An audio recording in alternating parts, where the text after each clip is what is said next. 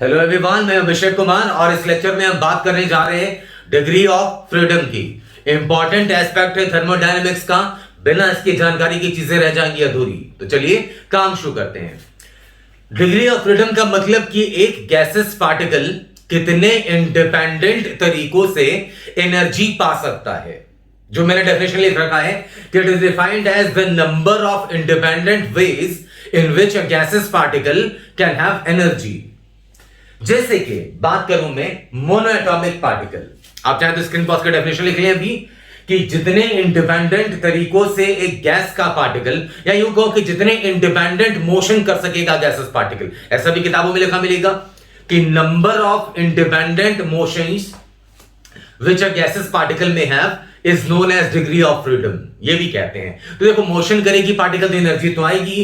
तो मैंने थोड़ा सा और सोफिस्टिकेट कर दिया, थोड़ा सा और क्या कहते हैं, क्लासी बना दिया डेफिनेशन एनर्जी लिखकर। यहां पे थोड़ा सा और नीचे लेवल पे जाके बात करूं मैं, तो मैं ऐसा भी कह सकता हूं, या जो बहुत सी किताबों में आपको लिखा भी मिलेगा कि जितने इंडिपेंडेंट मोशन कर सकता है गैसेस पार्टिकल, उसे कहते हैं डिग्री ऑफ फ्रीडम। तो देखो, जितनी भी इंडिपेंडेंट मोशन करेगा तो मोशन की करेस्पॉन्डिंग काइनेटिक एनर्जी आएगी। क्लियर है पॉइंट ये? इसलिए मैंने यहां पे एनर्जी भी लिखा है। तो सोचो एक मोनो एटॉमिक गैसेस पार्टिकल, चलिए बात करते हैं अपन मोनो एटॉमिक की। मोनो एटॉमिक जैसे हीलियम नियोन टाइप के जितने भी मोनो एटॉमिक, मतलब कौन कौन से हो गए, हीलियम नियोन, केमिस्ट्री वाले बच्चे वो सब जानते हैं, हीलियम नियोन आर्गन जेरन क्रिप्टन रटन पैलाडियम का जितने भी है एक सिंगल पार्ट एटम वाले गैसेस, उनकी बात कर रहा हूं मैं। Mono atomic particles, mono atomic gases. तो एक सिंगल पार्टिकल स्पेस में ट्रैवल कर रहा हो, जैसे इस कमरे में हमने पढ़ा है kinetic theory of gases, her particle randomly सारे डायरेक्शंस में ट्रैवल करता है। तो अगर एक पार्टिकल स्पेस में ट्रैवल कर रहा है तो इसकी वेलोसिटी के आपको तीन कंपोनेंट्स नजर आएंगे, एक्स के लॉन्ग, वाई के लॉन्ग और ये जेड के लॉन्ग। ध्यान देना, एक मोनो एटॉमिक पार्टिकल एक्स के लॉन्ग भी ट्रैवल कर सकता है, वाई अगर स्पेस में ट्रैवल कर रहा है तो उसकी वेलोसिटी एक्स के लॉन्ग भी होगी एक कंपोनेंट होगी वाई के लॉन्ग भी, एक कंपोनेंट होगी जेड के लॉन्ग। और एक्स वाई जेड के लॉन्ग जो मोशंस हैं वो एक दूसरे के इंडिपेंडेंट होते हैं, ये हम जानते हैं, काइनेमैटिक्स के जमाने से पढ़ते आ रहे हैं अपन। तो एक मोनो एटॉमिक पार्टिकल में तीन इंडिपेंडेंट मोशंस हो सकते हैं, एक्स के लॉन्ग, वाई के लॉन्ग और जेड के लॉन्ग। तो कितनी पॉसिबल इंडिपेंडेंट मोशंस कर सकती है particle? 3 translatory motion, 3 translatory motion कर सकती है gases particle X Y Z के लॉन्ग, इसलिए इसकी डिग्री ऑफ फ्रीडम हो गई 3। यही बोला ना आपको मैंने कि कितने इंडिपेंडेंट मोशंस कर सकती है पार्टिकल, उतनी होगी डिग्री ऑफ फ्रीडम। तो मोनो एटॉमिक पार्टिकल होगी अगर, तो मोनो एटॉमिक पार्टिकल ये एक्स के लॉन्ग, वाई के लॉन्ग, जेड के लॉन्ग, 3 इंडिपेंडेंट मोशंस इसके हो सकते हैं, दैट इज व्हाई इसकी डिग्री ऑफ फ्रीडम कितनी है? 3। क्लियर है पॉइंट ये? अब मोनो एटॉमिक से कहानी आगे बढ़ाते हैं अपन, डाई एटॉमिक की बात करते हैं। ध्यान देना, डाई एटॉमिक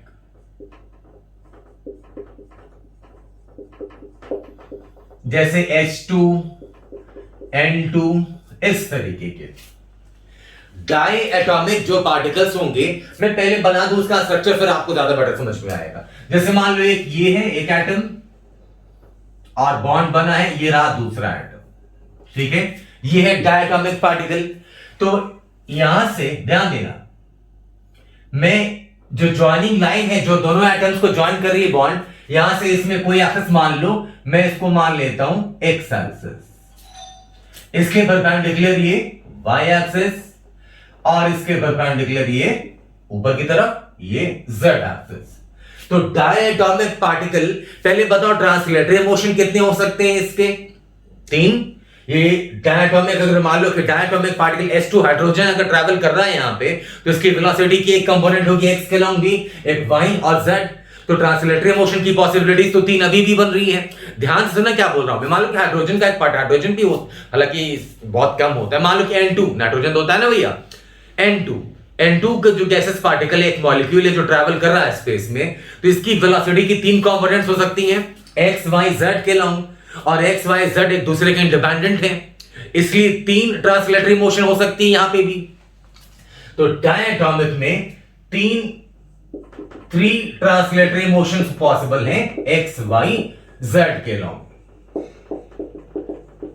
तो ट्रांसलेटरी मोशन या वेलोसिटी एक्स के लॉन्ग होगी, वाई के लॉन्ग होगी और जेड के लॉन्ग होगी। क्या रोटेशनल मोशन भी पॉसिबल है यहां पे जो ऑब्जर्व कर सकेंगे आप? जी बिल्कुल कर सकेंगे। आप देखिए, अगर मैं एक्सिस एक्स एक्सिस को कंसीडर करूं, एक्स एक्सिस को कंसीडर करूंगा मैं अगर, तो एक्स एक्सिस के अबाउट इस डायटोमिक पार्टिकल का मोमेंट ऑफ इनर्शिया क्या होगा? 0, है ना। देखो, मोमेंट ऑफ इनर्शिया की बात अचानक से उठा ली मैंने। पुरानी चीजें कैसे कैसे रह के सामने आती हैं, इसलिए मैं हर लेक्चर के एंड में कहता रहता हूं रिवीजन करते रहें।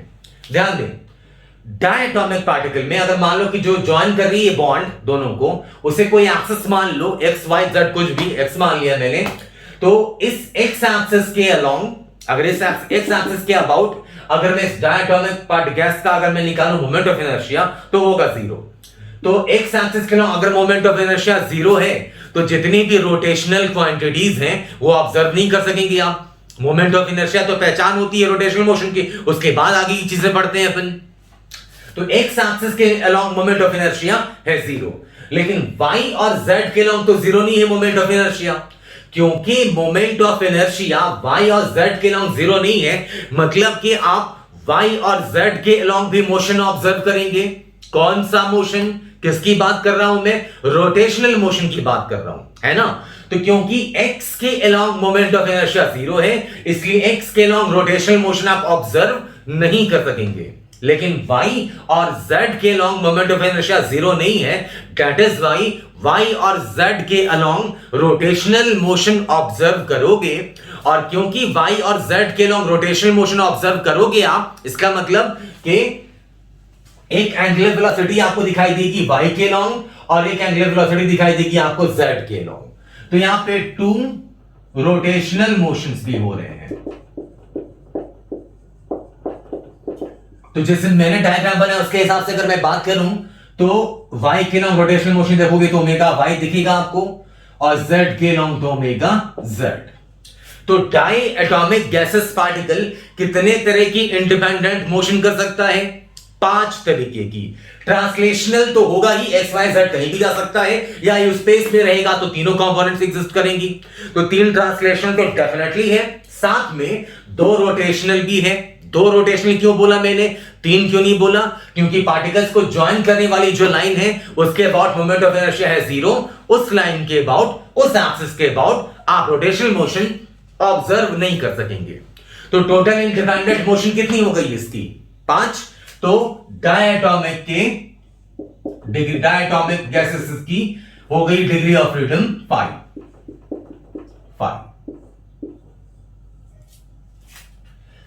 अब बात करते हैं ट्राई एटॉमिक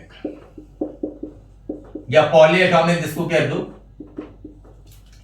ट्राई एटॉमिक में 2 केसेस बनेंगे, ध्यान से देखना। इसलिए हालांकि थोड़ी सी केमिस्ट्री इन्वॉल्व हो जाएगी इसके अंदर, तो केमिस्ट्री में भी डिग्री ऑफ फ्रीडम पढ़ने को मिलता है, ऐसा थोड़े है। ट्राई एटॉमिक पार्टिकल्स गैसेस जो है वो 2 किस्म के हो सकते हैं, लीनियर या नॉन लीनियर। ध्यान देना, लीनियर जैसे कार्बन डाइऑक्साइड CO2, CO2 का स्ट्रक्चर कैसा था? ये लीनियर स्ट्रक्चर। जबकि NO2 की बात करें, NO2, तो इसका स्ट्रक्चर था angular.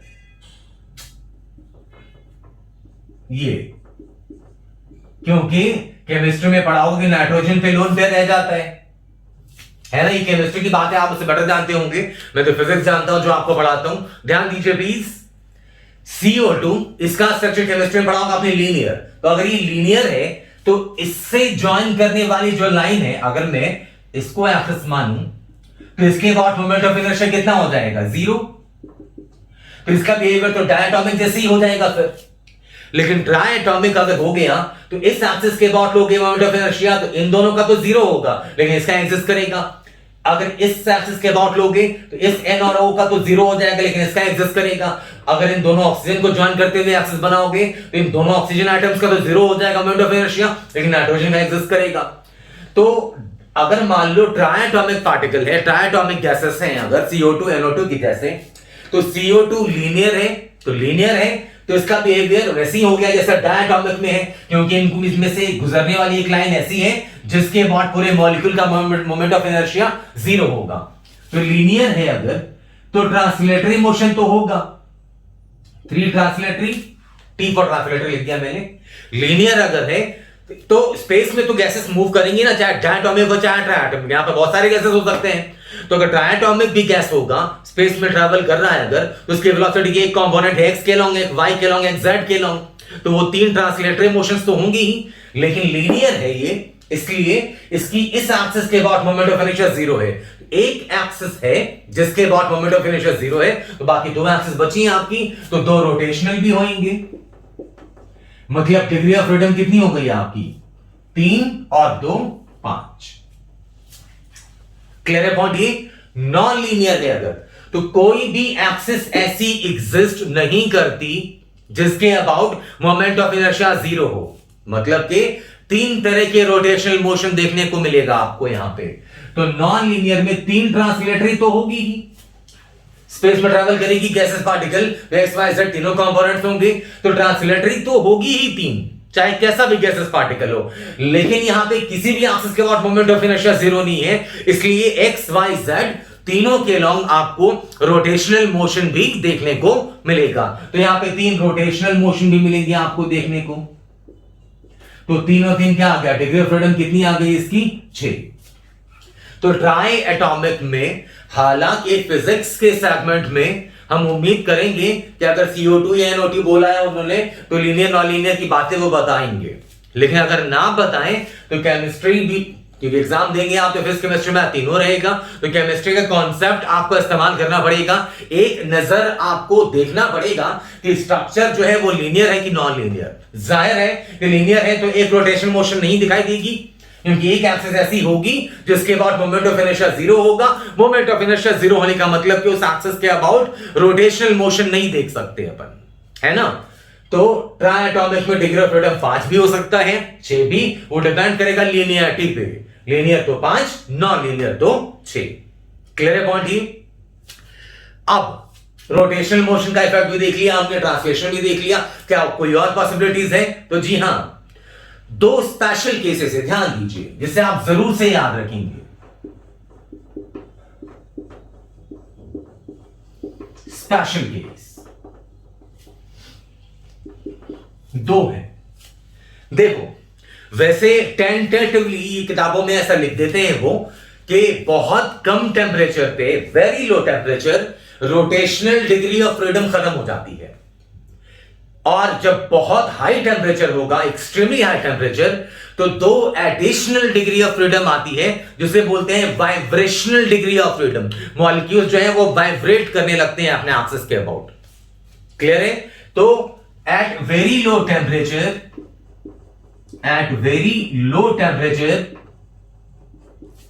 Rotational degree of freedom,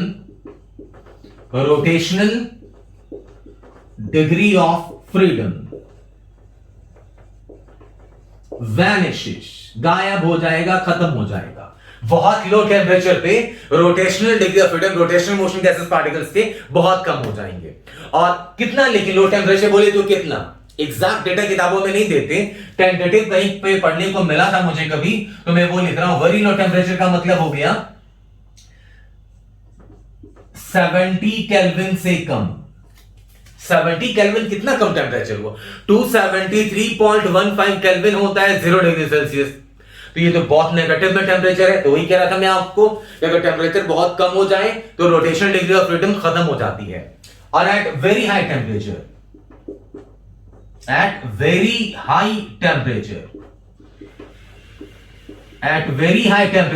बहुत हाई टेम्परेचर कहने का मतलब कितना?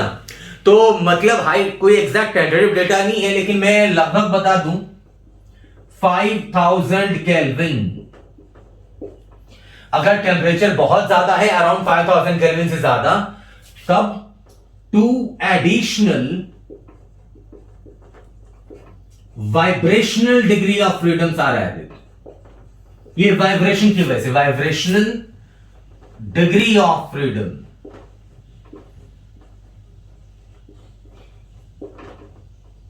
Is obtained. अभी जो डेटा दिया मैंने कि लो टेम्परेचर 70 केल्विन से कम, हाई टेम्परेचर 5000 केल्विन से ज्यादा, ये कहीं देखने को पढ़ने को कभी किस जमाने मिला होगा मुझे, तो मैंने लिख दिया। लेकिन आप इशारा समझेंगे, क्योंकि अगर क्वेश्चन में बोला उन्होंने कि एट एक्सट्रीमली लो टेम्परेचर, तो आप rotational degree of freedom count नहीं करेंगे। और अगर उन्होंने क्वेश्चन के अंदर ये हिंट दिया कि गैसियस सिस्टम जो है वो एक्सट्रीमली हाई टेम्परेचर पे है, तो जाहिर सी बात है कि वो कहना चाह रहे हैं आपसे कि एक्सट्रीमली हाई टेम्परेचर पे 2 additional degree of freedom add होंगी। जैसे इसी में अगर मान लो कि ये लीनियर वाला, ये कितने डिग्री फ्रीडम रहती है 5 डायटोमिक में, और बोलने की ये diatomic gas extremely high temperature पे है, तो डिग्री ऑफ फ्रीडम कितनी हो जाएगी 5। तो ये मोशन की देखी है हमने, और हाई टेम्परेचर पे 2 वाइब्रेशनल्स भी आ जाते हैं, तो डिग्री ऑफ फ्रीडम इसकी हो जाएगी 7। क्लियर है पॉइंट ये? तो अगर लो टेम्परेचर बोला उन्होंने, एक्सट्रीमली लो टेम्परेचर बोला, तो rotational degree of freedom count ना करें, और अगर एक्सट्रीमली हाई टेम्परेचर बोला उन्होंने अगर, तो 2 डिग्री ऑफ फ्रीडम और जोड़ेंगे आप। वो कौन से डिग्री फ्रीडम्स हैं? वो वाइब्रेशन की वजह से हैं। क्लियर है पॉइंट ये? तो ये थी कहानी डिग्री ऑफ फ्रीडम की। बहुत से बच्चे ऐसे होते हैं जो डिग्री ऑफ फ्रीडम की बेसिक बातों में कंफ्यूज होकर रह जाते हैं। बहुत सारी कहानी बहुत छोटी सी है जो आपके सामने मैंने बोर्ड पे हाजिर कर दिया है। ये सब चीजें याद रखेंगे अपन, क्योंकि इसका इस्तेमाल फ्रीक्वेंटली थर्मोडायनेमिक्स में करने को मिलेगा आपको। तो आई होप छोटा सा टॉपिक था, आपको समझ में आया होगा।